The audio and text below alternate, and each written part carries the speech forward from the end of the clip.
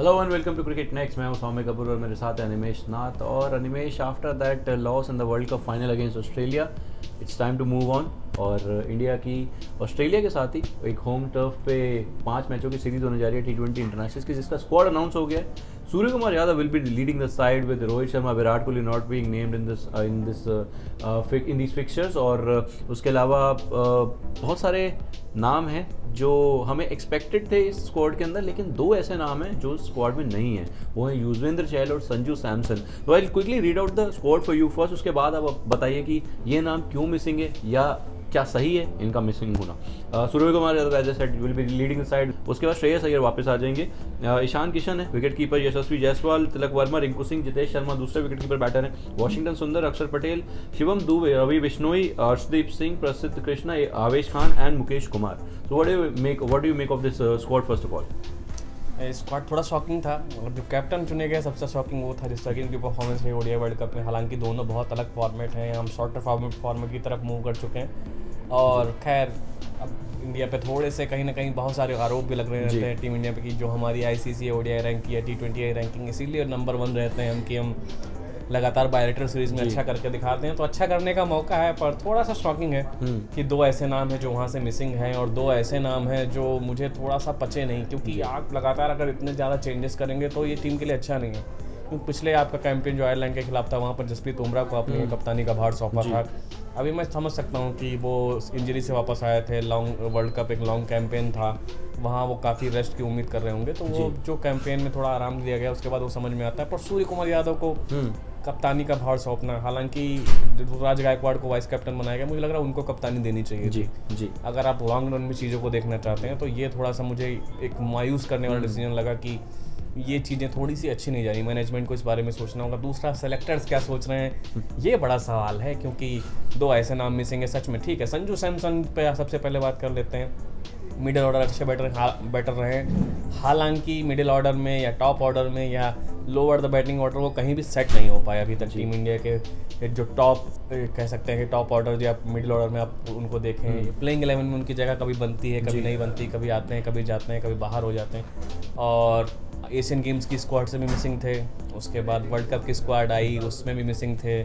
बहुत सारा तब भी कंट्रोवर्सी हुई थी कि कहीं ना कहीं सूर्य कुमार यादव से ऊपर उनको रखना चाहिए था, पर ऐसा हुआ नहीं। तो मेरे हिसाब से संजू सैमसन का आप रिकॉर्ड उठा के अभी देखें तो लगभग 20 से कम का उनका औसत है। 24 मैचों में मात्र 374 रन बनाए हैं। पिछली 8 पारियाँ उठा कर भी देखें तो उन्होंने कुछ खास नहीं किया T20 में जी। और बहुत कम रन उनके बल्ले से निकले हैं, तो वो डिजर्व नहीं भी करते हैं। मुझे लग रहा है कि अब इंडिया को लॉन्ग टर्म में सोचना चाहिए। अगर मैं बहुत कड़वे शब्दों में कहूँ तो हम एक जो इस T20 टीम के कप्तान है उस प्लेयर को हम ढो रहे हैं और मैनेजमेंट को ये बात समझ में नहीं आ रही। संजू सैमसन को हम ढो रहे हैं, वो मुझे लगता है उनकी जगह बनती है, तो इससे तो मैं बहुत नाखुश नहीं हूँ।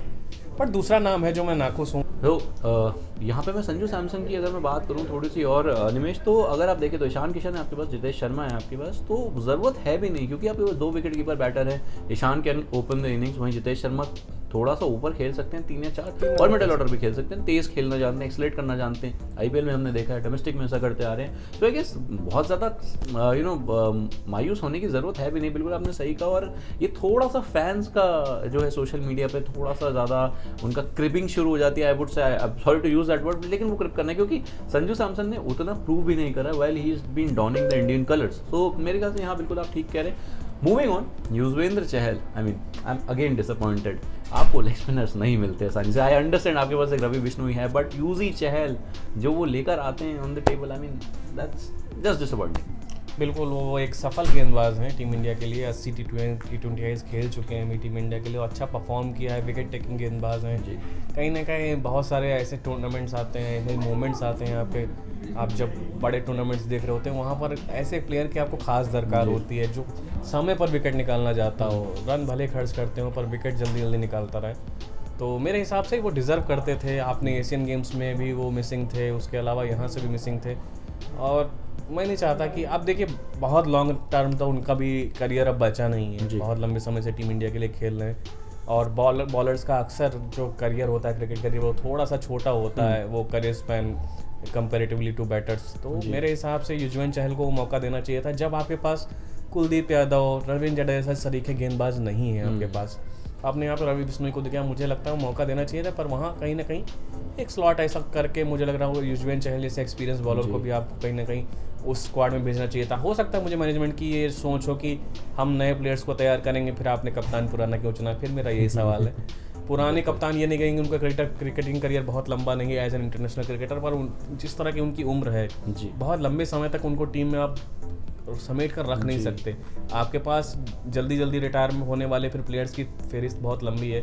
हालांकि ये खबर भी है कि श्रेयस अय्यर चौथे T20I से या 5वें T20I में जुड़ेंगे, हो सकता है कि चौथे में जुड़ जाएं, तो उपकप्तानी भी वो संभालेंगे सूर्या के नीचे। लेकिन युजवेंद्र को तो मैं मिस करूंगा, और उन्होंने एक स्माइली के साथ जवाब भी दे दिया है सेलेक्टर्स ने जो उनके साथ किया। उन्होंने 20 साइड ट्वीट भी किया है और एक इमोजी सिर्फ शेयर किया है अपनी मुस्कुराहट के साथ।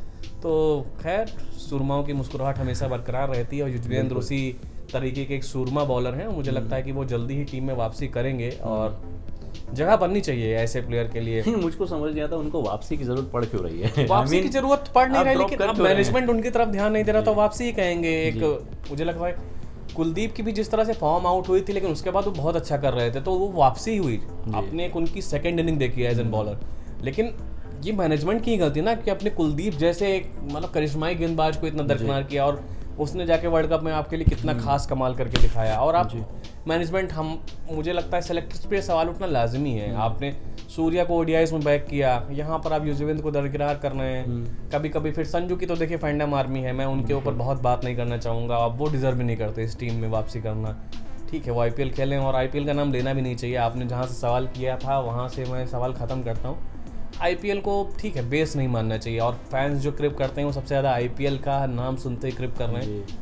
और देखिए, जब एक विनिंग कप्तान पैट कमिंस उन्होंने IPL खेलने से, लेकिन ऑस्ट्रेलियन प्लेयर्स हैं जो मना करते रहते हैं कि हम IPL नहीं खेलेंगे, इंटरनेशनल क्रिकेट को थोड़ा सा तरजीह देंगे, तो वहाँ पे ये सही बात है, आपको तरजीह देनी होगी। जब आप प्रायोरिटी सेट करते हैं तभी आपके गोल्स अचीव होते हैं। तो मेरे हिसाब से ये दोनों फैसलों में से मैं एक के साथ थोड़ा ज़्यादा नाखुश हूँ कि चहल की इस टीम में वापसी होनी चाहिए थी, इंडिया स्क्वाड में उनको। मैं ये बोलना चाहूँगा कि एक टूर्नामेंट होता है Syed Mushtaq Ali trophy, premier T20 tournament है, लेकिन मुझे ऐसा लगने लगा है कि IPL का ऑडिशन स्मैट से होने लगा है। बिल्कुल, आप वहाँ परफॉर्म कीजिए, फिर आप IPL, फिर तो ये तो एक इंडियन टीम में आने का एक आपने बैरियर लगा दिया ना यार। Where is Riyan Parag for that matter. I am not saying कि आप इंडिया टीम में डाल दीजिए, लेकिन बात भी ना होना। टॉप रन गेटर हैं, विजय हजारे में रन कर रहे हैं, it's just that he hasn't had an IPL। Okay, and I agree कि आप कहते हैं कि आप इंटरनेशनल बॉलर्स के सामने होते हैं उस प्लेटफॉर्म पे, आई अग्री टू दैट। वो टाइम भी आ जाएगा।